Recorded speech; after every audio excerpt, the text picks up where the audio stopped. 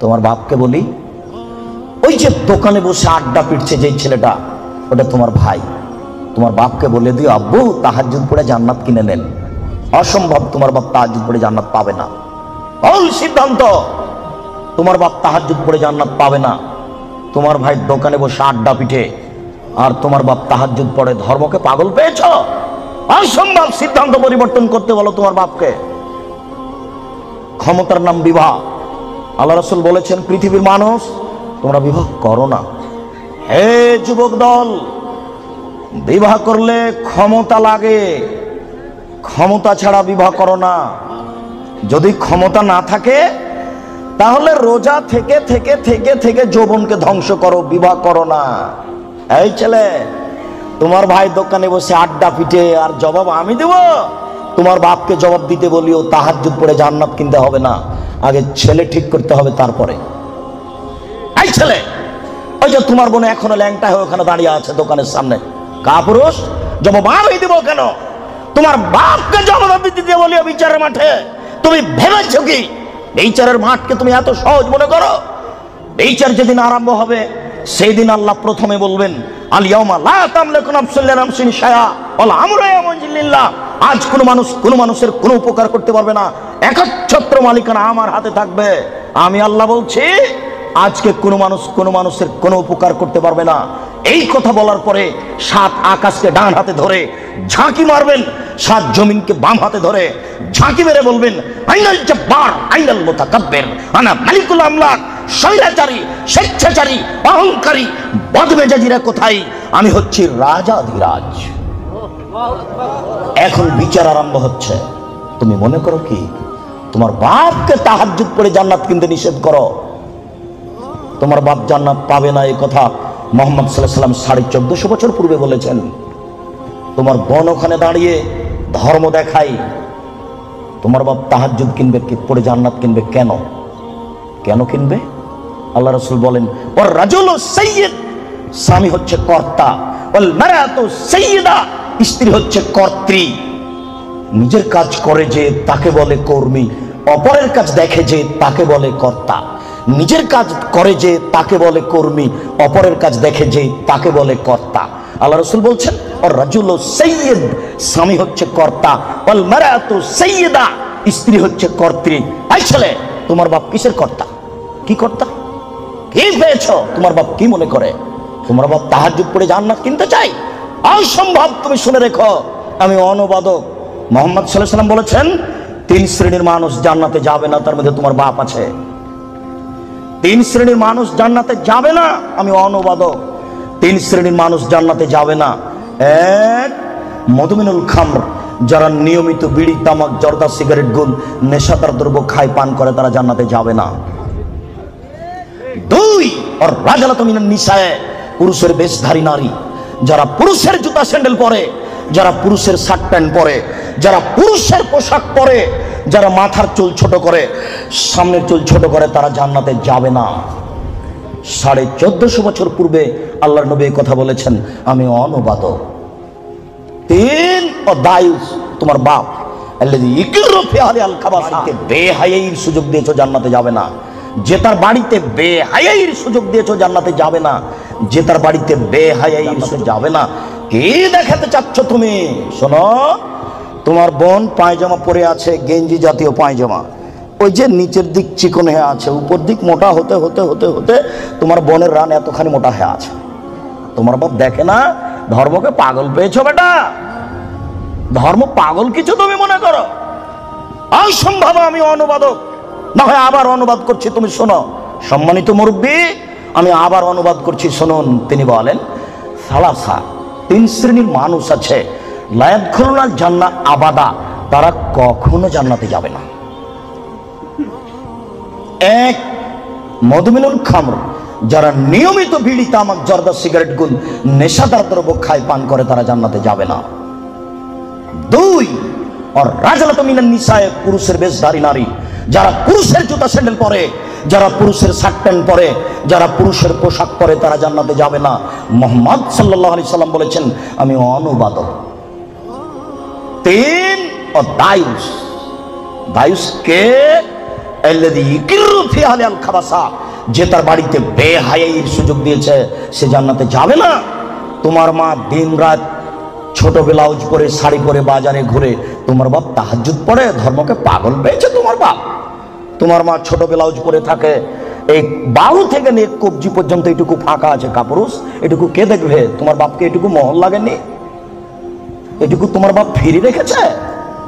তোমার মা ছোট ব্লাউজ পরে থাকে, জনগণ পেট পিট দেখে, কে দেখবে এটুকু? তোমার চাচা না জ্যাঠো না দেশবাসী?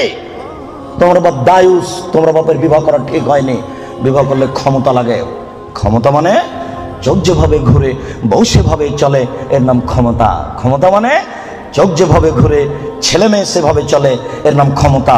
রাত 11টার সময় ছেলে বাড়িতে ঢুকেছে, এই তুই রাত 11টার সময় বাড়ি আসলি কেন? ব্যাপারটা কি? বলিনি মাগরিবের পরে কোথাও থাকা যাবে না, দান ভেঙে দেবো একেবারে। আমি তোর বাপ বলছি, এর নাম ক্ষমতা। জবাব আমি দেব? কেন আমি দেব? মুহাম্মদ সাল্লাল্লাহু আলাইহি সাল্লাম কোনোদিন বলেননি, এই ছেলে তোমার বয়স 7 বছর নামাজ পড়ো, এই ছেলে তোমার বয়স 7 বছর নামাজ পড়ো, এইভাবে তিনি কোনোদিন বলেননি। তিনি বলেননি, এই ছেলে তোমার বয়স 10 বছর নামাজ পড়ো, নাহলে তোমাকে পিটাবো, এই কথা তিনি কখনো বলেননি। তিনি বলেছেন, মুরু আওলাদাকুম বিসসালাত আহম আবনাউ সাবে সিনিনা, পৃথিবীর পিতা তোমরা তোমাদের ছেলেকে নামাজ পড়তে বলো যখন তার বয়স 7 বছর। ওয়াজিবুহুম আলাইহা আহম আবনা আশরি সিনিনা, তোমরা তোমাদের ছেলে মেয়েকে নামাজ পড়তে বলো পিটিয়ে যখন তার বয়স 10 বছর। এই ছেলেটার বয়স 15 বছর নামাজ পড়ে না, বলেন তার বাপ আছে? বলেন দেখি যে তার বাপ আছে? কাপুরুষকে আমরা বাপ বলি না। জবাব আমি দিব কেন? তোমার বাপকে তাহাজ্জুদ পড়ে জান্নাত কিনতে বলিও। আমি কথা এখনো বুঝাতে পারিনি, আবারও বলি, আল্লাহর নবী কি কোনোদিন কোনো ছেলেকে বলেছেন যে তুমি নামাজ পড়ো? কোন 10 বছরের বাচ্চাকে কি আল্লাহ নবী বলেছেন যে তুমি নামাজ না পড়ো নিলে পিটাবো? না তার বাপকে বলেছেন যে তুমি তোমার ছেলে মেয়েকে নামাজ পড়তে বলো?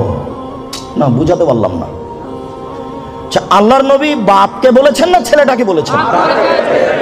এবার ছেলে তুমি বলো, আমার বাপ তাহাজ্জুদ পড়ে জান্নাতে যাবে, আমার ছোট ভাই বাজারে ঘুরবে, আমার বোন নগ্ন পোশাক পরে কলেজে যাবে, আমার বাপ তাহাজ্জুদ পড়ে জান্নাত কিনে নিবে। পাগল পেয়েছো ধর্মকে? বিচার একদিন হবেই। মানুষের তো বিচার হবেই, পশু প্রাণীরও বিচার হবে, আপনি সাবধান থাকুন। মানুষের তো বিচার হবেই, পশু প্রাণীরও বিচার হবে। আপনাকে আমি কি দিয়ে বুঝাই বিচার কত কঠিন। সম্মানিত উপস্থিতি, সূচনাতে আরো দু একটি কথা বলে নি, বিচার কত কঠিন। এইদিকে লক্ষ্য করুন, বিচার কত কঠিন। রাসূল সাল্লাল্লাহু আলাইহি সাল্লাম বলেন, মা মিন রাজুলিন ইয়াতাকাল্লামু রাব্বাহু, প্রত্যেকটা মানুষ বিচারের মাঠে তার প্রতিপালকের সাথে মুখামুখি কথা বলবে। লাইসা বাইনাহু ওয়া বাইনাহু তারজুমান, আল্লাহ এবং ব্যক্তির মাঝে কোনো দোভাষী থাকবে না। দোভাষী বুঝেন কি? ইংরেজি বুঝি না, বাংলা বুঝি, আর ইনি ইংরেজি বুঝেন। আমি এক গ্লাস পানি চাচ্ছি, উনি আমাকে পানি দিতে পারছেন না। একজন লোক লাগবে যিনি বাংলাও বুঝেন, যিনি ইংরেজিও বুঝেন, উনি হলেন দোভাষী। আল্লাহ নবী বলছেন, বিচার যখন আরম্ভ হবে তখন কোনো দোভাষী থাকবে না।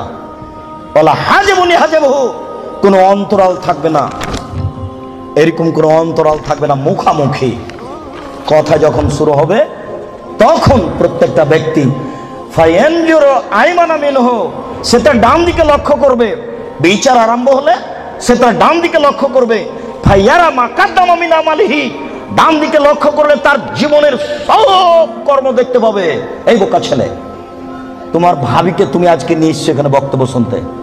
তোমার ভাবি তোমার মোটরসাইকেলের পিছনে ছিল, তুমি যখন তাকে ডান দিকে দেখবে তখন তোমার ভাবি তুমি তোমার মোটরসাইকেল গোটাটা দেখতে পাবা। এই বোকা ছেলে, তুমি তো রমনা পার্কে আর একজনের মেয়ের সাথে বসে আছো, এইভাবে দেখতে পাবা। বুখারী মুসলিম। বিচার যেদিন হবে সেদিন তুমি বুঝতে পারবা বিচার কত কঠিন। আমি অনুবাদক, তিনি বলছেন ফায়ারা মা আসআমা মিনহু ফায়ানজুরু মা আসআমা মিনহু ফায়ারা মা কাদ্দামা মিন আমালিহি, ডান দিকে দেখবে তার সব কর্ম, তারপর বাম দিকে লক্ষ্য করবে, বাম দিকেও দেখবে যা দেখলো ডানে, বামে দেখবে যা দেখলো ডানে, বামে দেখবে যা দেখলো ডানে। এরপরে ফায়ানজুরু তিলকা ওয়াজহি, সামনের দিকে লক্ষ্য করবে, ফায়ারান নার, সামনে দেখবে জাহান্নাম। মুখের উপরে আল্লাহ, ডানে হলো কর্ম, বামে হলো কর্ম, সামনে আল্লাহ জাহান্নাম। ডানে কর্ম, বামে কর্ম, সামনে আল্লাহ, সামনে জাহান্নাম। এবার বিচার আরম্ভ হচ্ছে। একটু লায়াজুলু কাদামা বানি আদম হাত্তা ইসালান খামস, পাঁচটা জিনিস জিজ্ঞাসা করার পূর্ব পর্যন্ত আদম সন্তানের কারো পা নড়াচড়া করবে না। পাঁচটা জিনিস আগে জিজ্ঞাসা হবে, তারপরে এই ছেলে বিচার আরম্ভ হচ্ছে, এইভাবেই হবে। আমি অনুবাদক, তুমি আজকে একটু সূচনা জেনে নাও বিচার কিভাবে হবে। বিচারের সূচনাতে তো আল্লাহ নিজের পরিচয় দিবেন। এরপরে বিচার শুরু হতে ডান দিকে বাম দিকে লক্ষ্য করবে, সে তার সব কর্ম দেখতে পাবে। যেইভাবে পাপ করছে ওইভাবে কর্ম উঠে আছে, সব দেখতে পাবে। এবার পাঁচটা জিজ্ঞাসা। এক, আন উমরিহি, পুরো বয়স বুঝিয়ে দিতে হবে, পুরো জীবন। ৭৭ বছর বয়স পুরোটাই বুঝাতে হবে। আজকে সারা দিনে কি কথা বলেছেন তা কি মনে আছে? সারা জীবন বুঝাবেন কিভাবে? প্রস্তুত থাকুন, আপনার কিছু না কিছু উপকার করবই করবো ইনশাআল্লাহ। দুই, অনস্বাভাবিক, আপনার যৌবন জীবন বুঝাতে হবে। আব্দুল রাজ্জাক সাহেব, পুরো বয়সের মধ্যেই তো রয়েছে যৌবন জীবন, এটা পৃথক করছেন কেন? আমি করিনি, মোহাম্মদ সাল্লাল্লাহু আলাইহি ওয়াসাল্লাম করেছেন, তাই আমি বলছি। আব্দুল রাজ্জাক সাহেব, যৌবন জীবন তো পুরো বয়সের মধ্যেই আছে, আবার এটা পৃথক করলেন কেন? দুই, যৌবন জীবন বুঝাতে হবে। আব্দুল রাজ্জাক সাহেব, যৌবন জীবন তো পুরো বয়সের মধ্যেই আছে, এটাকে পৃথক করছেন কেন? আমি করিনি, কে করেছেন? মুহাম্মদ সাল্লাল্লাহু আলাইহি সাল্লাম করেছেন। এই ছেলে, যৌবন জীবন যে কত বিষাক্ত তোমাকে আমি কি দিয়ে বুঝাই। ছেলে যখন 4 বছরের, মা তখন চুমা খায়, আদর করে, আব্বু আব্বু। আবার ছেলে যখন 12, 14, 15 বছরের, তখন বাড়িতে আসতেই মায়ে বলে, আব্বু তোমার জন্য ভাত শোকেজে সাজিয়ে রেখেছি। তখন ছেলে বলে, খাবো না। না আব্বু খাও খাও। না আমি খাবো না, এই তরকারিতে ভাত খাবো। আব্বু খাও খাও খাও। এবার ছেলে যখন বয়স 20, 24 হয়েছে, তখন মায়ে বলছে, কি করে খাবো, কি করে খাবো, বসে আছে বসে আছে তো দাঁত ভেঙে দিবে। আরে ব্যাপারটা কি? 4 বছরে মা কি করছিলেন? চুমা খায়। 15 বছর 20 বছর মা এরকম বলছে। এবার 20-24 যখন হয়ে গেছে, তখন মার কেন জানি সহ্য করে না। মাও বলছে ছেলেকে ইনকাম করা লাগবে। মাই যদি বলে যে তোর দাঁত ভেঙে দেবো, তাহলে বউ কি বলবে? তখন ছেলেটা বুঝেছে, ও ইনকাম করাই লাগবে, গার্মেন্টসে হলেও, জেনার কারখানা, ওহো টাকা ইনকাম করাই লাগবে যে কোনো মূল্যে, সে যেখানে হোক না কেন। ছেলে এবার ভেবেছে টাকা ইনকাম করাই লাগবে, এর নাম যৌবন জীবন। আর যৌবন জীবন মানে জেনা, যৌবন জেনা, যেটা আজকে বলবো। এখানে যত মোবাইল আছে, শতকরা 1000-900 জেনার গল্প হয়, এটা আমার অনুমান। যৌবন জীবনে মানুষ দুইটা বিপাকে পড়ে।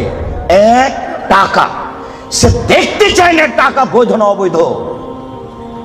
দুই, দেখতে চায় না সে মান সম্মান, জাহান্নাম কি জান্নাত, বাপ মায়ের মান সম্মান যাবে কি যাবে না, সে বেখেয়াল বোকা সেজে সে জেনায় লিপ্ত।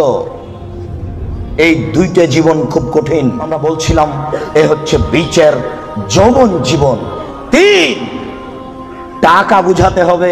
আইনা ইকতাসাবাহু ফিমান ফাকাহু, টাকা কোথায় ইনকাম হয়েছে সেটাও বুঝাতে হবে, টাকা কোথায় ব্যয় হয়েছে সেটাও বুঝাতে হবে।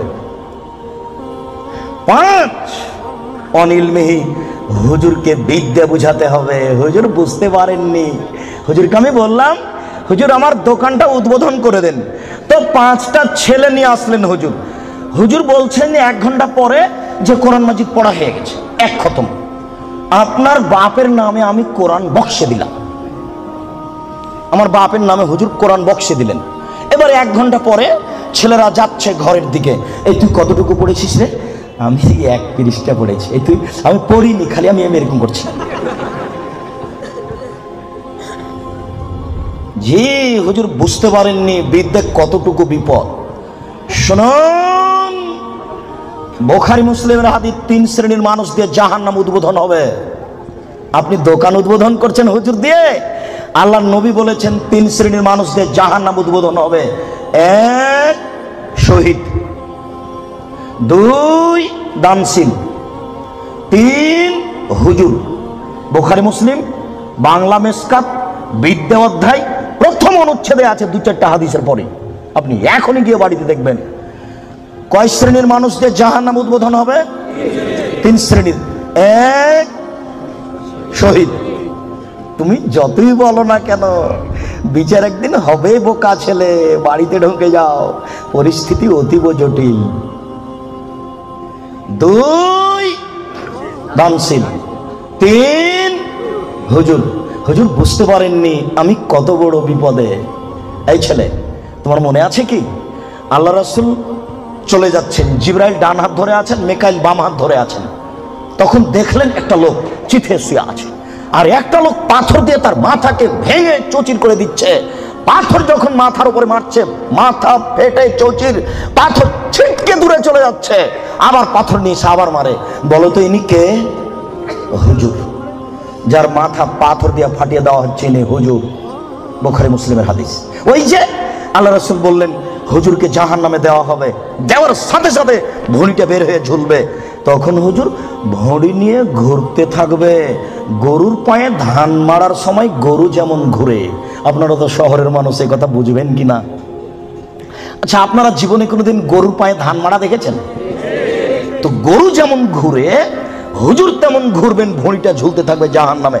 তখন জাহান্নামীরা এসে বলবে, মালাক হুজুর ব্যাপারটা কি? আপনি কেন এখানে? আনতা তামরুল বিল মারুফ ওয়া তানহা আনিল মুনকার। আপনি তো আমাদেরকে ভালো কথা বলছিলেন, মন্দ থেকে নিষেধ করছিলেন। হুজুর তখন বলবে, কি করি, আমি ভালো বলেছি, ভালো করিনি যে। বুখারী মুসলিম। আল্লাহ নবী বলছেন যে আমাকে ওপরে নিয়ে যাচ্ছেন জিবরাইল, দেখলাম অনেক মানুষ তাদের ঠোঁট এবং জিহ্বাকে আগুনের কেঁচি দিয়ে কেটে দেওয়া হচ্ছে। আচ্ছা, কেঁচি বুঝেন কি আপনারা? কেঁচি, কাঁচি, এটা আগুনের। জিহ্বা এবং ঠোঁটকে কেটে দেওয়া হচ্ছে বহু মানুষ। আমি বললাম, জিবরাইল মান হাওলা, কাদের ঠোঁট এবং জিহ্বা কেটে দেওয়া হচ্ছে? জিবরাইল উত্তরে বলেন, হাওলাই খুতবা মিন উম্মাতিক, এরা হচ্ছে আপনার উম্মতের। ভাবে তো আমি অনুবাদক।